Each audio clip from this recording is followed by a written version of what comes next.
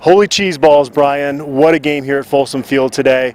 Colorado's down 17-0 at halftime, 84 yards of offense. I don't think anybody outside that Colorado locker room at halftime gave them any chance to come back in this game. An incredible comeback. It really was. And, I don't think I gave him a shot either. I mean, I picked him to win this game, but when you watch this game at halftime, and like, geez, you knew one score was going to get them back in it, but I doubted whether they could get that score the way things were going. But man, 2 games into this season, you have to love the way this coaching staff is making halftime adjustments. This has been a better football team in the second half both weeks. Yeah, you always hear that's the sign of a good coaching staff is do they make second half adjustments? We've seen that be an issue with previous coaching staffs here at CU. It's a small sample size, it's 2 games, but if you're a CU fan, you have to be really encouraged about this coaching staff. You do, and I thought the Buffs did a good job with that last year with that coaching staff early in the season.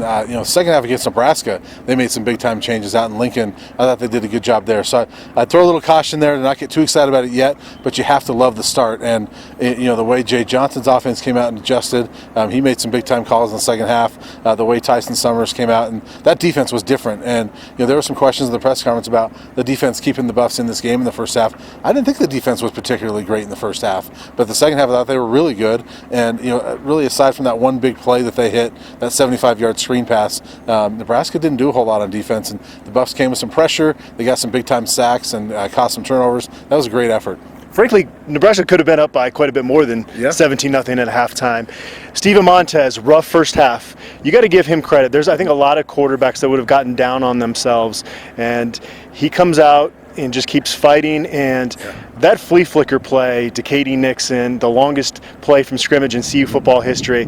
As Montez mentioned, Jay Johnson showed a ton of guts in calling that so close to the end zone. Yeah, he really did. I mean, in Nebraska, you could tell they were waiting for the run there. The Buffs were lined up for the run. They had 2 tight ends in that game, and it was perfectly set up. And as a quarterback, how much confidence does that give you when you're backed up on your 4 and your OC comes out with that play? Yeah, it's guts from Jay Johnson, but as a quarterback, that's got to say, "Woo, he believes in us. Let's go get this done." And then for him to make a great throw, Katie Nixon I thought made a great play, and broke that tackle, didn't get tripped up there, kept his feet and kept going. And as he said in the press conference, he said, "I just did my job." Yeah, he's trying this humble thing lately, and it's working for him, but he went out and did his job. Yeah, and another week where Laviska Shenault is the major focus of the other team. It's very clear there. It's worked out okay because they've gotten other guys involved, but this is going to be an ongoing theme with this football team, this offense going forward, if they can get him more involved. But if other guys keep making plays, they're going to make other defenses adjust eventually, you would think. Yeah, I think I believe they've got to find a way to get Laviska the football. But when you see Tony Brown's been really good for 2 games now. Katie Nixon making some big plays. Brady Russell's been pretty good in the passing game. The 2 running backs, Fontenot and Mangum, not a lot of yards today, but they ran the ball well. So if those guys keep doing it, then you can get by. But I just think at some point, Laviska's your best player, and I think you want to get him the ball more, and you need to figure out ways to do it because defenses are going to keep doing this. You got to figure out a way to give him the football, and maybe it takes these guys making plays week after week for teams to say, okay, we can't totally focus on Laviska. I don't know what it's going to take, but they got to give him the ball more.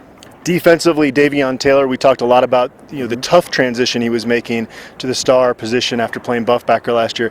He was all over the field today. Yeah. Maybe their defensive MVP, Mustafa Johnson, also with a lot of big plays late in the game. Yeah, Davion, I think 2 years in a row he's played really well against Nebraska. This might have been his better Nebraska game. He was fantastic today. Mustafa Johnson, 3 sacks. Had the big sack there in overtime that forced a longer field goal. Nebraska, a first game kicker. He wasn't their kicker last week. Comes out and had a pressure field goal from long range and missed it. So I thought that was a huge sack. Numotu Fallow, 2 fumble recoveries. Alex Changham, 2 sacks. And these guys did it without Carson Wells today, who was out with a concussion. And you look at Fallow and Changham, the 2 outside linebackers, played really well without him. And I don't know if Davion played more because Wells was out, but you look at those 3 guys right there, they all played big. Every year I've covered this program, we've heard in the winter it's the best winter strength and conditioning program they've ever had. Every summer you hear the same thing there.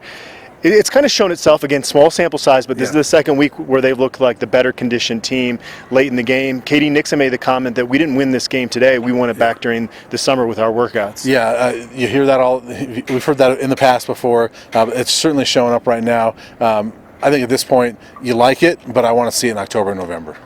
What do you think, Brian? Were there 25,000 Nebraska fans in the building? There was a lot of red in here. There was a lot, and initially, sitting next to Pat Rooney, we're talking about maybe 40%. I mentioned that to Mark Kisla, and he said, gave me kind of the stink eye. I said, no, there's just at least 50% red here. And the more I looked around, I was like, he's probably right. I mean, there was a lot of red. I mean, that whole upper section was red, and I think that it was. I wouldn't be surprised if it was close to 30,000 red. And imagine what it would have looked like in here if CU didn't make that effort to try to keep the red out. It would have been even worse. Yeah. Steven Montez was asked about the trash talking, or kind of brought it up on his own and said, I think they talked themselves out of this game. They were trash talking at the coin toss. They were spitting in piles. Yeah. And so if you're a Colorado fan, that makes you enjoy this victory even more. Just how classless Nebraska was all week leading up to this game. I think the CU fans that quote from Steven Montez in the press conference is going to be their favorite quote of the entire week when he talked about how they talked themselves out of this game and they got what was coming to them. Maybe the other quote that CU fans are going to like is when Mel Tucker was asked. He said a lot of red went home disappointed. Those are the two quotes I think CU fans are going to cling to. But I agree with Steven. I thought all week that Nebraska was maybe talking itself out of this thing. I mean, they did a lot of chirping this week, and there was none from this side. All right, well, you're on deadline, so we're going to let you get back up to the press box. We'll have more analysis on Monday.